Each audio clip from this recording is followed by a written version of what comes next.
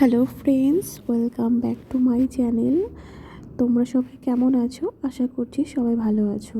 আর আমিও বেশ ভালো আছি, কারণ হাজব্যান্ড বাড়ি এসছে, আর হাজব্যান্ড বাড়ি আসলে স্বাভাবিক মনটা খুব ভালো থাকে। তো যাই হোক, দেখো, আম, আমরা চলে এসেছি মুভি দেখতে। আর কি মুভি দেখতে এসেছি বলো তো? তোমরা তো শর্ট ভিডিওতে দেখেইছো যে আমরা পুষ্পা 2 মুভি দেখতে এসেছি। আর মুভিটা দেখতে এসেছিলাম আমি, হাজবেন্ড আর হাজবেন্ডের একটা বন্ধু, মানে বেস্ট ফ্রেন্ড, আর বেস্ট ফ্রেন্ডের উর্বি ওয়াইফ। তো এই চারজন মিলেই এসেছিলাম।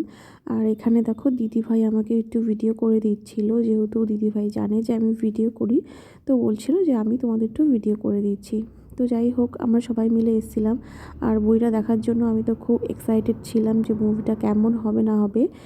পুষ্পা বইটা যদিও, মানে পার্ট 1টা আমি যদিও দেখিনি, তো এই বইটা দেখার আমার খুব ইচ্ছে হচ্ছিল, তাই বলছিলাম। তো ওর মশাইয়ের ইচ্ছে ছিল, আর ওই দাদা ভাইয়েরও ইচ্ছে ছিল মুভিটা দেখবে।